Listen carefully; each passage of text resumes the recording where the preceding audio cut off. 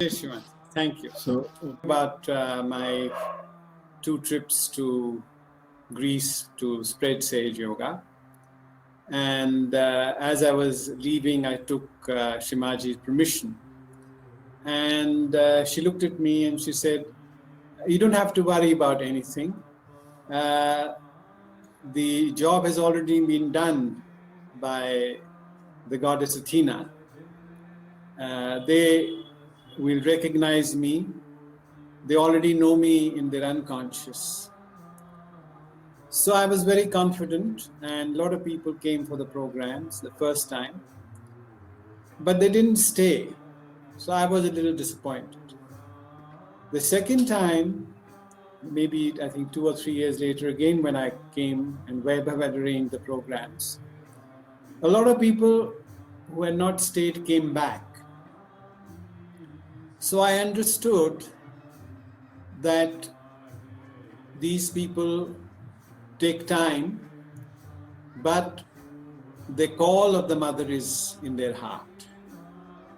And Shri Mataji had said, these people are balanced. They don't go to any extremes. So they don't jump in very quickly. They are introspective. They gauge you. And then slowly they come. But when they come, then they get stuck. Then they stay forever. So we had some very wonderful old Sahaja Yogis, and they've done a great job for Sahaja Yoga. And then in 1999, I accompanied Shri Mataji for the puja in Delphi. It was an amazing experience. In the public program, she explained the great quality that the goddess Athena had given, the quality of integration, that the people have a great sense of integrating everything. And that is what gives them their sense of recognition. Then after the puja, Weber's was driving Shri Mataji. We were in the car behind. And it was lightning. And the lightning struck 108 times. And then we saw a beam of light coming from the temple of Apollo. Apollo is, as you know, Sri Rama. And the beam of light came upon Shri Mataji's car till she left that area. So there was a great miracle taking place both in the conscious and the unconscious.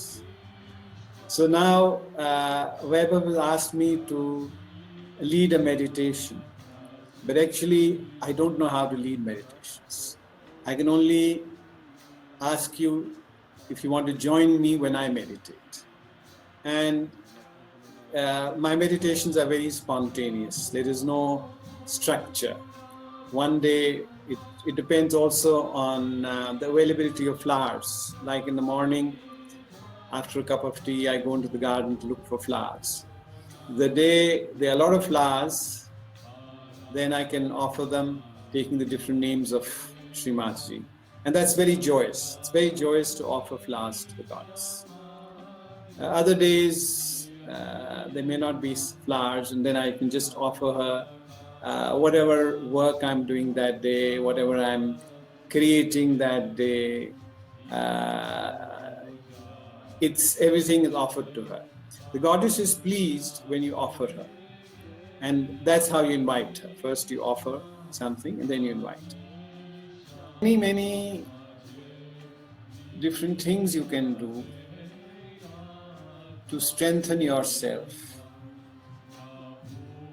so that you can remain in a sustained state.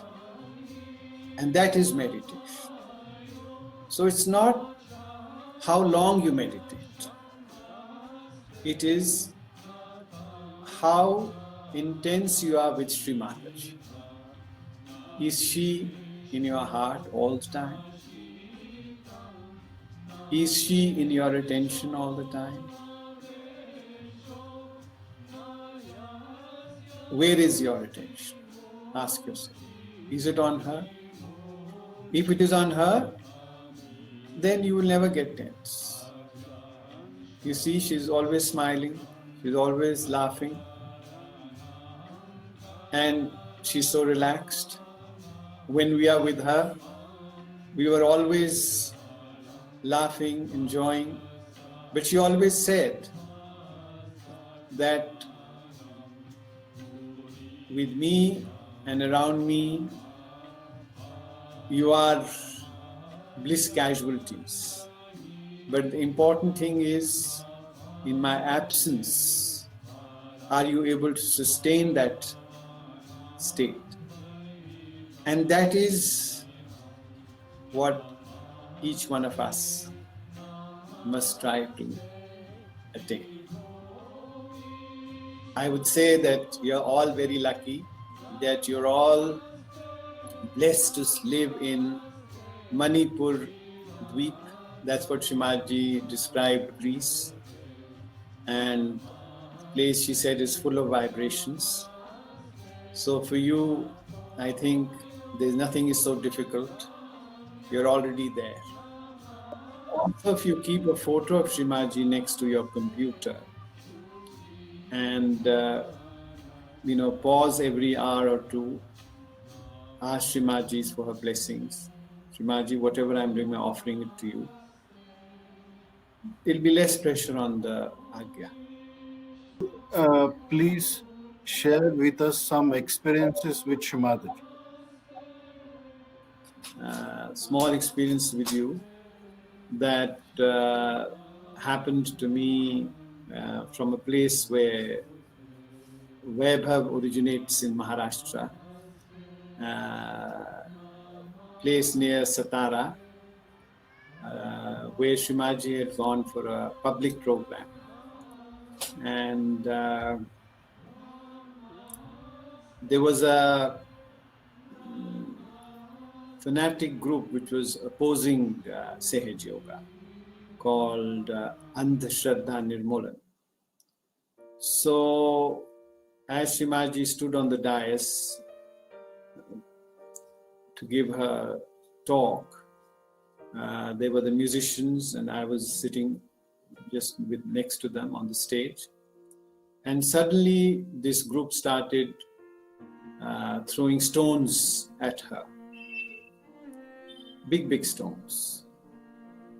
So I stood up and tried to come in front of her so that the stones won't hit her. And every time I tried to shield her, she would push me aside. So I didn't know what to do because, I thought I was protecting the goddess. Then I just prayed to her that, tell me what can I do? And then I could see that all the stones which were directed at her would hit a kind of a transparent shield of vibrations in front of her, and they would drop. So you can imagine there were 21 Western Sahaja Yogis on the stage. All of them got hit.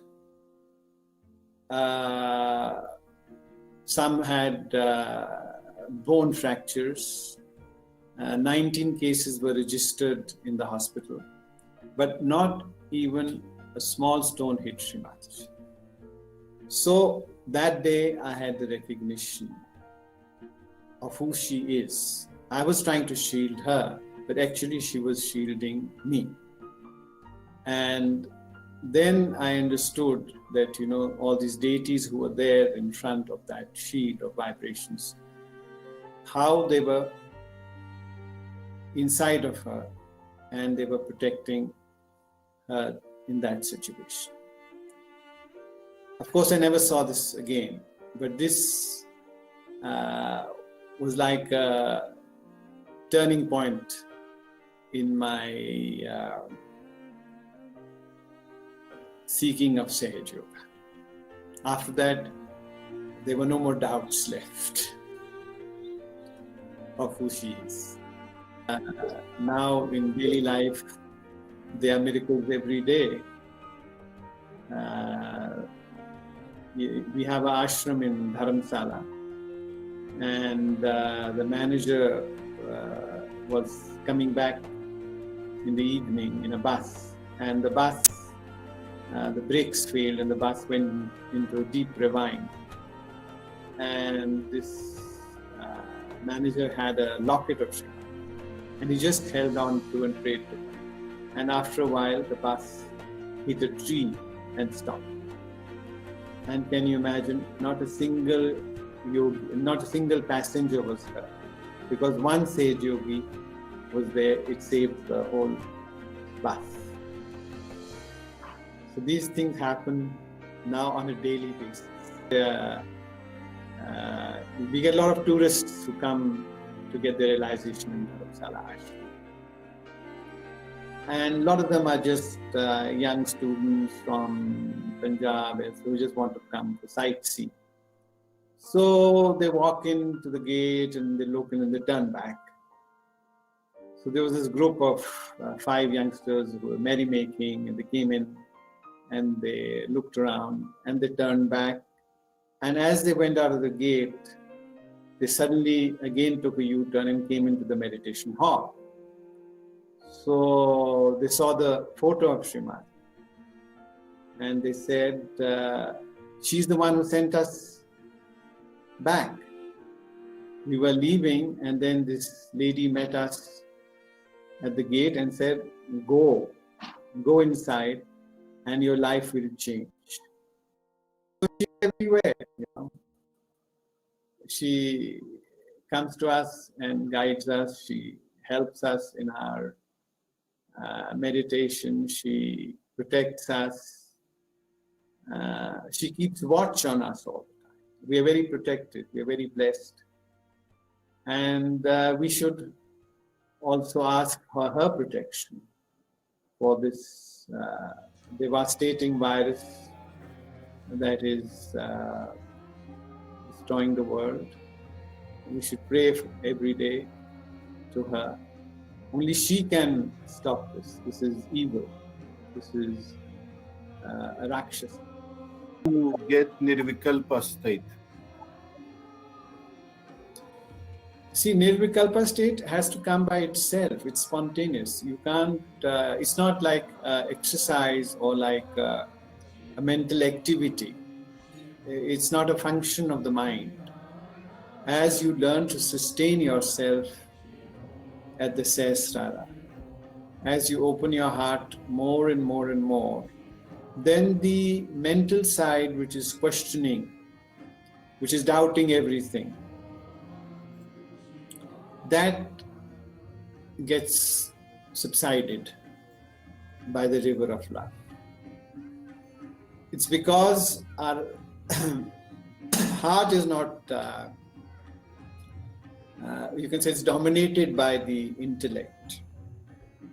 So we have doubts. The nirvikalpa is when you don't have doubts. So these doubts will stop by itself. So it's a reverse process. Instead of the brain dominating the heart, allow the heart to dominate the brain. So the more you allow that to happen, the more you love others, don't see their faults. Everybody has faults, but overlook them.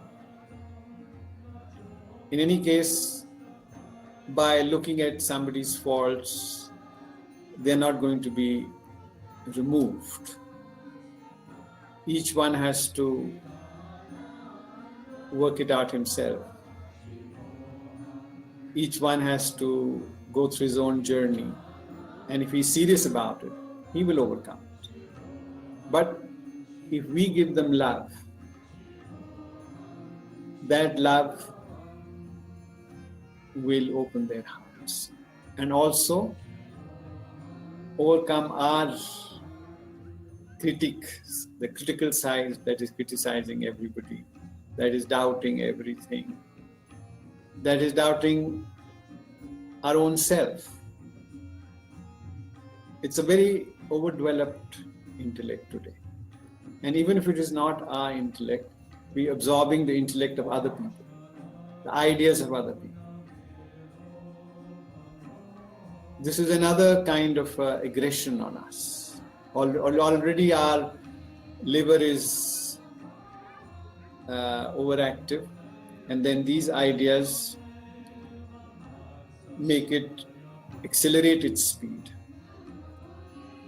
and that's which eventually gives rise to so many physical problems, diabetes, and all those BP and things like that. So we have to be very, very careful of our own intellect and also the intellect of other people. Feel more and more from your heart. Try to overcome this digital phenomena of modern age through the power of your love. And it's an unlimited power. Your Kundalini is connected to the cosmic reservoir of love. So love never depletes. The more you give, the more it increases. And the more it increases, the more chances are of going into nirvikalpa. Self-criticism. It will again pull you down. So there's nothing to feel guilty. That's why that's why the divinity has come to us to lift us out of this syndrome of guilt, to forgive us. She would tell people, I've forgiven you. If somebody would come and tell her, I did this, I did that wrong, she said, I've forgiven you, period. I don't want to hear your confessions. So we have to realize that such a wonderful thing has happened to us, that the divine has actually said this to us. It's not hearsay. She herself has said this to us. So if God has spoken to us, then we are free of all this guilt. We just have to keep making corrections and keep moving on. And don't even think of them again. It's over. It was past. It was yesterday. And the past doesn't exist. So as we are kind to ourselves, we'll be kind to others. But if we are very severe with ourselves, we will be very severe with others. That's why all these gurus were very hot-tempered. Because first, they took themselves to task. And they're very severe on themselves. So now they had attained a certain state. So now they said, for the disciples to get there, we have to be severe on them. So they would be very hot-tempered. So we have to do none of that. We should laugh at ourselves. That's the best. She said, just laugh it off. If you see something in yourself, just laugh it off, and it's over.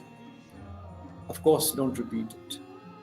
Be kind to yourself, and be kind to others. Kindness is Sahaja Yoga. Compassion is Sahaja Yoga. It's nothing else. Sahaja Yoga is nothing else. Just compassion.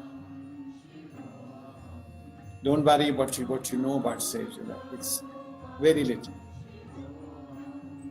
very elementary. So don't feel egoistic about it. The real Sahaja Yoga is compassion. You may know all the techniques, you may know all the mantras, but if you don't have compassion in your heart, then what is the use? So don't criticize anybody. A lot of things, a lot of new people come, they make mistakes. So there's no need to be annoyed. I remember in Ganpati Pule, there was a program going on, a music program. And a Western yogi suddenly came and jumped on the stage. And immediately 10 hands grabbed him and dragged him off the stage. So Shri Mataji just was laughing. So what is there to be so worried about a person jumping on the stage. If he wants to sit on the stage, let him sit. It doesn't bother me. So overlook these kind of small things, these kind of, somebody not wearing a sari at the puja, or somebody not done this protocol or that protocol. To her, all these things were never of any importance whatsoever. What was important was how much you loved. One Sage Yogi came to her and said, I've been so many years in Sage Yoga, and my this chakra is catching, and my that chakra is catching, and I do foot soak, and I do this, and still nothing has worked. And she started crying before Shri Mataji. So Shri Mataji just, petted her very sweetly, very motherly way, and said, you love me or you don't love me? She said, of course I love you, mother. She said, if you love me, don't worry about all these things. They will work out. This is my promise to you. So some people are late bloomers, some people are slow, some people are fast track. So everybody's journey is different. We just have to have a lot of patience. But in modern age, patience is the most difficult thing. Shri Mataji always gave opportunities to ask questions, because she said that before I give you realization, your mental side, which is overactive and which has all these rajagunas inside, it is curious to know. Curiosity is a rajaguna. The intellect nature is to know. So it is, there's nothing wrong in wanting to know, because that's how you become a seeker. So she said, I would like to satisfy your rajaguna first, so that when we are in meditation, then the rajaguna doesn't interfere. If you already have a lot of questions and we are doing meditation, then you'll say, but why this chakra? Why this mantra? Why this affirmation? So it's better that you ask before, so that when we are meditating, the rajaguna doesn't interfere. It doesn't dominate the sattva. This is an ongoing, life itself is a teacher, is a guru. Life teaches us a lot of things. There was a very interesting thing that happened in Paris. There was this very famous musician, maestro from Varanasi. You must have heard of him. He plays the Shehnai, Bismillah Khan. So the French Sage Yogis had met him in a train, and then there was a public program in Paris. So they invited him if he would offer to play before Shri Mataji. So he came up and before his play, Shri Mataji saw that, such a great maestro and, these newborn babes sitting before such a great man. So she very sweetly said, these are very new people who don't know much about music, and they don't understand much. So please don't mind if they are inattentive or make any mistakes. So Bismillah Khan stood up and said, may they make these mistakes more and more. Even if they don't appreciate me, I don't mind at all, because I can feel the devotion in their hearts to you. And he was already, I think, 90 plus. So one sage yogi questioned him and said, you learned for so many, you played for so many years, now you must have mastered the art. He says, no, I'm still learning at 90. So our journey is never over, We are each day learning something new, and we are amazed at ourselves and say, oh my God, I didn't know this. I wasn't aware of this. And then, it opens up a new vista and says, that surprise itself gives us so much joy. So it's like that. It doesn't have, there's no quick fix that, these things which are in the sestra that latch to us or in this chakra or that chakra. It's just when he sees it, it itself is such a pleasant surprise, such a gift of God. And we feel so delighted to unravel a mystery. So it's a play. It's Mahamaya. And as we start unraveling the different Mayas, it comes to us itself as a great experience. It's like that.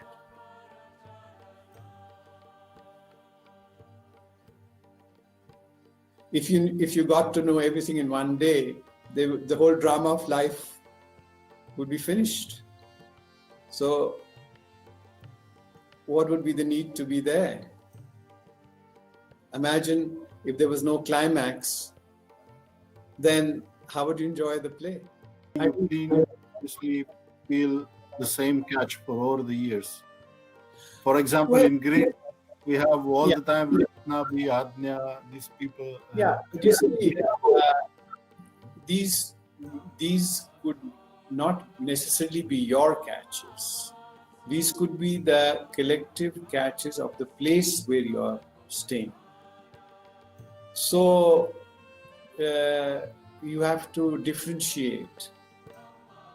Different places have different catches. For instance, when Shri Mataji was in Delhi, she would say, oh, the Agya is always catching. And we would also feel the same. But when we would go to a village, say in Maharashtra and Rahuri, the catch would not be there. So a lot of catches are collective catches. And because we are filters, our sensitivity, it's like we pick them on the radar of our chakra. So they're not necessarily our catches. But as long as you are feeling the silence, the connection with Shri Mataji, the joy within, then these catches should not matter to you. The Kundalini works out in your own time and space, but it's nothing to worry about. Let's say if you have a center part or you have a left nabi problem, which is exactly catch of a country, then it's very difficult to balance yourself, to keep growing. So how to deal with this? Well, if you stay in a witness state, then you don't get into this ongoing syndrome. You have witness state, as you know, is when you get detached. So you are aware of these outside catches of Nabi and so forth, but you're detached from it. So it's like a Teflon quality. Then you don't catch it. So you have to develop this witness state, and that is as you cross the Agya Chakra and you establish and sustain yourself with the Sestra, you get the witness state. That is the fourth dimension. These things develop slowly. It's not instant, but it is for sure. It happens. Sometimes difficult situations take place in collective that causes criticism and groupism. What is advice in these cases? What is the balance between compassion and negative behavior in the collective? Yes. You know, we are human beings also. We have human feelings. And the biggest feeling is when we slip, when our attention slips from Shri Mataji. As Sahaja Yogis, we know that Shri Mataji is in our heart, we know she is in our Sestra. But the Mahamaya also is parallel, and our attention slips from her. And the moment it slips, we think that we are the doer. So we react to the opposite camp.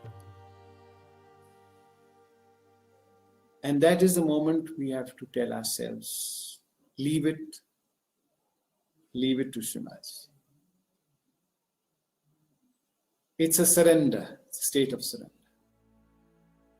You may be right, the other person may be wrong, but let her work it out in her own way. That is a Sahaja way. But the moment you feel you're responsible for the whole show, then the friction grows. You may have to bear a little, but she has given us the bearing power. The more we bear, the stronger we become.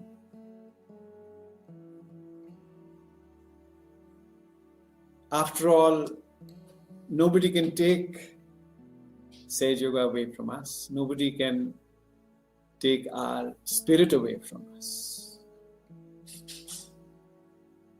So, how does it matter?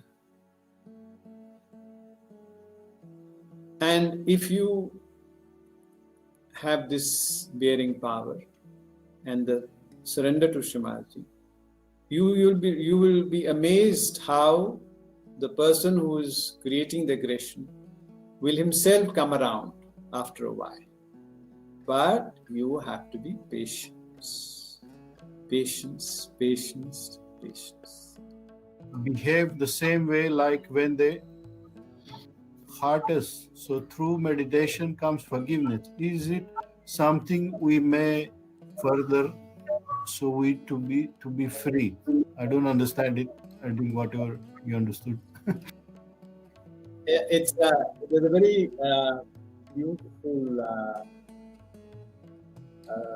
Sufi saint, Gurlekha.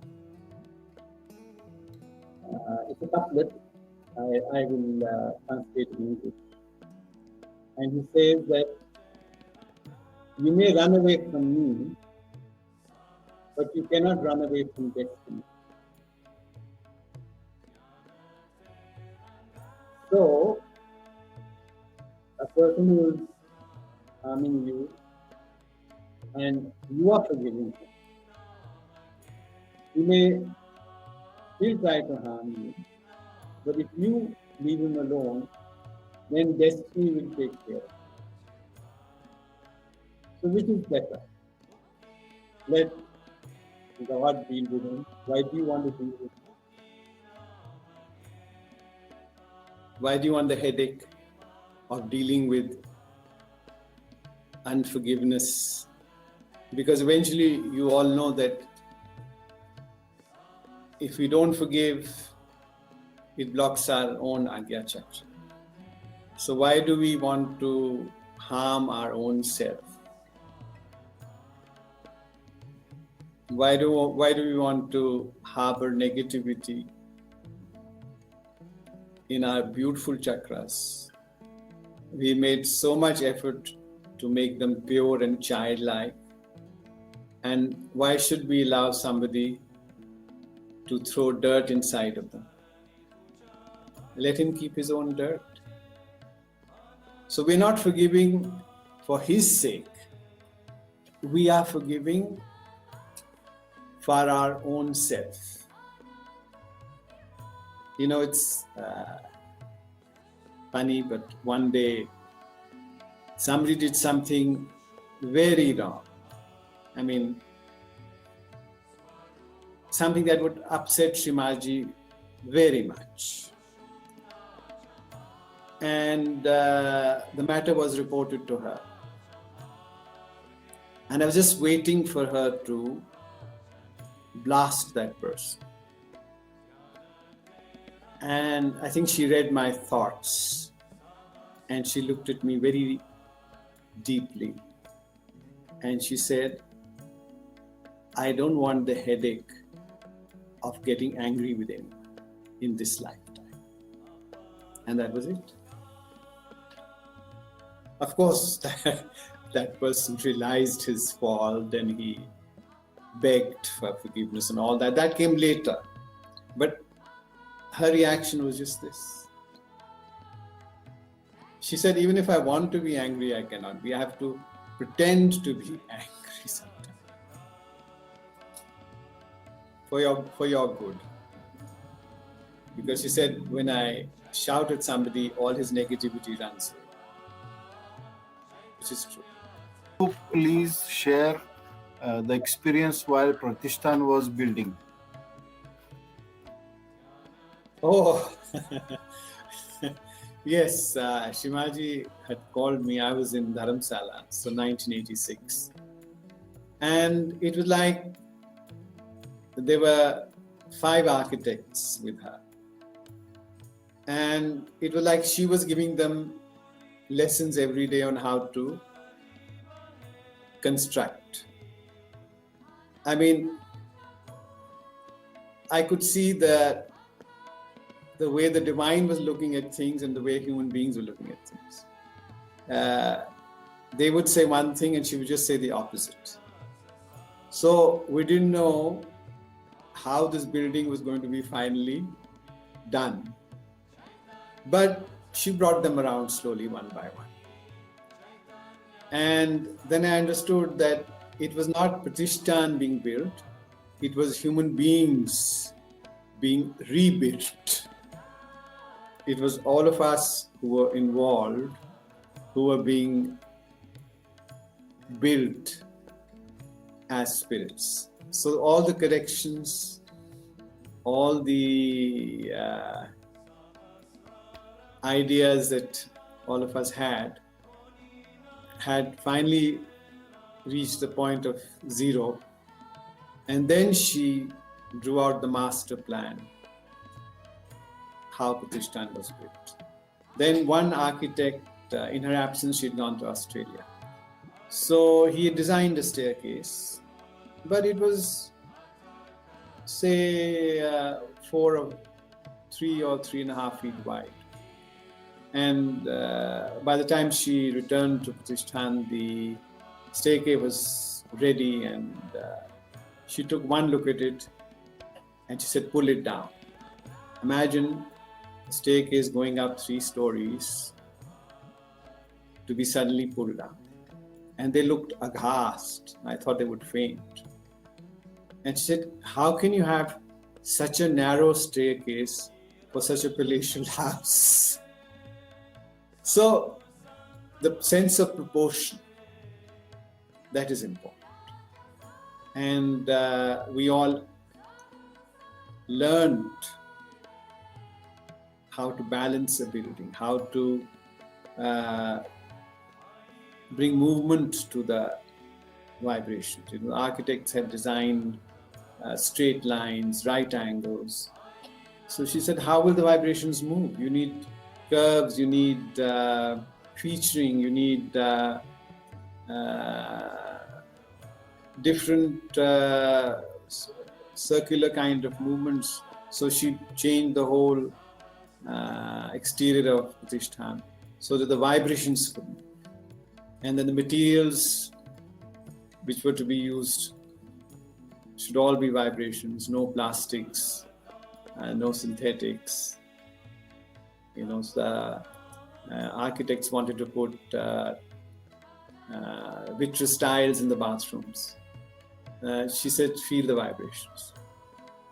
And then she brought in marble. She said, see, the marble is sucking my vibrations. So it was all marble, marble, marble. And all window frames were all wood. There was no steel used. So how to use natural materials to enhance the vibrations of a place. That was a great learning for everybody present. And that helped us when we made our own houses. We replicated all the things she said. So the vibration aspect was the most important. One thing I still remember which stayed with me, like all of us, we want to have a very grand facade for her house, like a temple, imposing. And the architects had drawn, very fantastic facades for the temple of the goddess. And she said, I'm a mother.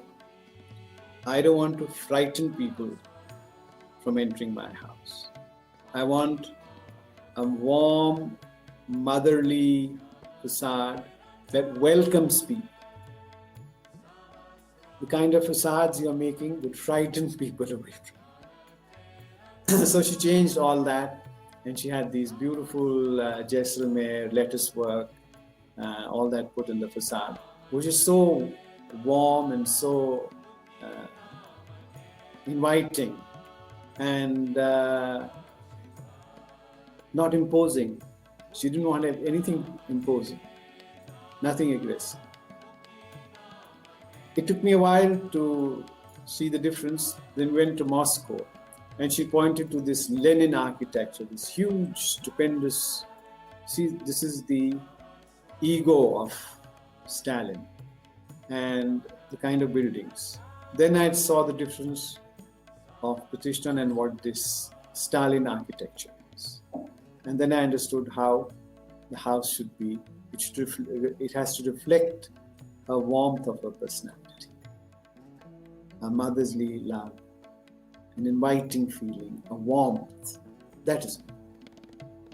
Not to show how great you are, how imposing you are, your Greek Corinthian pillars, all that.